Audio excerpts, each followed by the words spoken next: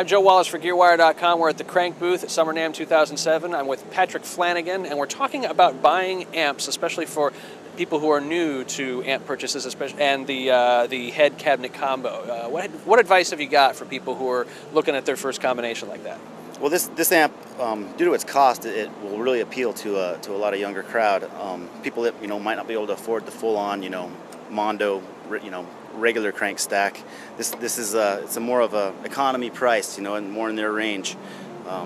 The head, I believe, is going to retail for $6.99, and the cabinet at $5.99. So this way, you can get into a half stack at about the same amount of money that it would cost you just to get into the head of our other lines. And for someone who's still learning the ropes and maybe they've got a little practice amp, they're going to get ready to move into a stack, what is the difference sonically between the half stack and the full stack? Oh, it's of course it's immensely different. Yeah, you can get that full, you'll be able to keep up with your drummer with a setup like this, whereas you drag your little practice amp to the practice room, and you're not going to be able to do that, of course. And something like this is going to offer you pro features, channel switching. It's going to give you effects loops, an adjustable level on the effects loop return.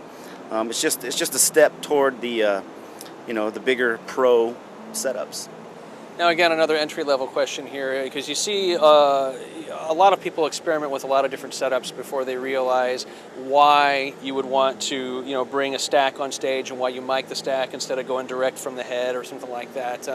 What's the science there for a live setup, and why would you want to mic a cabinet instead of running out to the soundboard? Well, it really just depends on the venue that you're playing. If you're doing the Enormo Dome, which obviously a lot of amateur players, guys just starting out, they don't get that opportunity to right away. So you really, a setup like this isn't exactly ideal. A lot of times a smaller amp will suffice. Doing clubs, local bars, whatever. An amp like this was really, that's a lot for such a small place to be playing.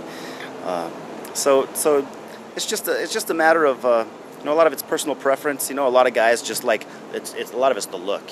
Obviously, you got to have a wall of stacks, just like your your Guitar Hero. Check your latest Guitar Hero video game. They all got the stacks behind them.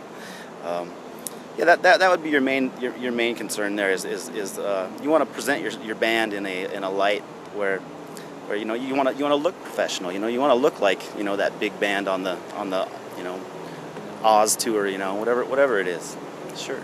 Now, again, for people who are, getting used to this size and scale of equipment, when you get into a smaller club and you realize you've got too much amp for the club, how do you dial it back?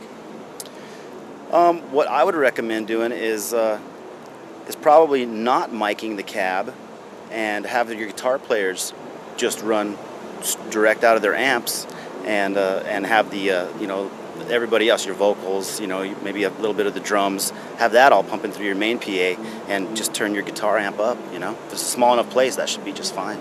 Great. Yeah. I'm Joe Wallace at Summer NAMM 2007 at the Krank booth for Gearwire.com.